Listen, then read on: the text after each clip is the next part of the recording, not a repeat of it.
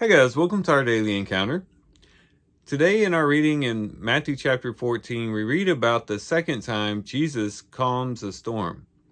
The first time is recorded actually in Luke chapter 8, before the feeding of the 5,000, in which Jesus is asleep in the boat. And he's there with the disciples in the boat. He's asleep, they awake him, and he gets up and rebukes the storm, and it calms. Here we have Jesus not in the boat. He's actually quite some distance from the boat, and the disciples, he's basically out of sight. They don't see him. And there's this big storm that comes up once again, and this time Jesus comes walking on the water, and eventually the sea is calmed. Now, the difference between the two is the first time Jesus calms the storm, he's in the boat with them. His physical presence is there. Even though he was asleep, at least they could go and find him and see him and know that he was there in the boat. They still lacked faith. They still were challenged with faith in that particular circumstance.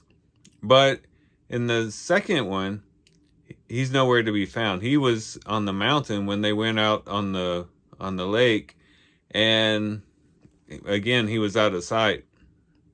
It's dark and everything like that. And so he's not visibly with them the second time.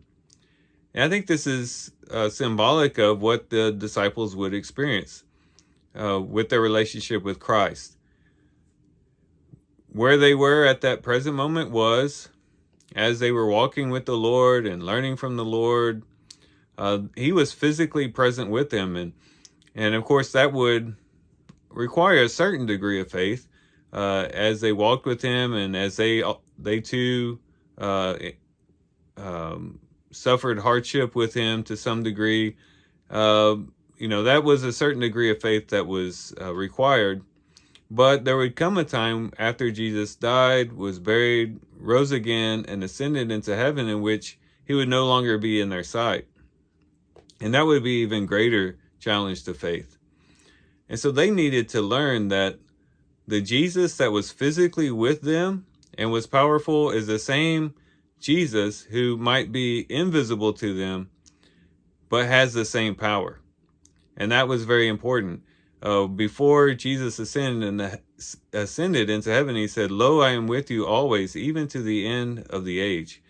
Even though he was not going to be physically and visibly present with them everywhere that they went, he was still going to be with them, and his power was still going to be with them. And that should be comforting to us as well.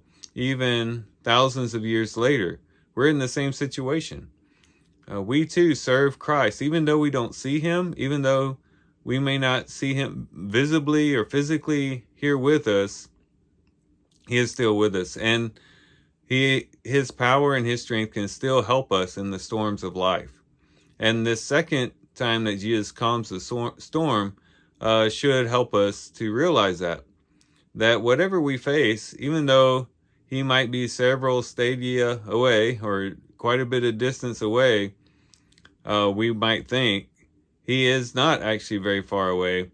He's walking on the water. He's in the storm with us.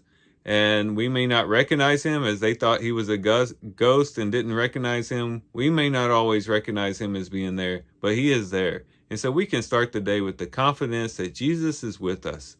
Even if we don't see him, he is there.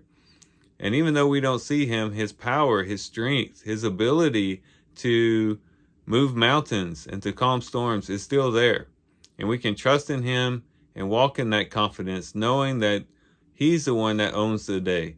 He's the one that will say how things will go as we trust in him and as we put our confidence in him. So here's some things we can reflect on and think about as we do our reading today. With that, guys, I do thank you for watching the video today. Hope you guys have a great day. Love you guys. God bless.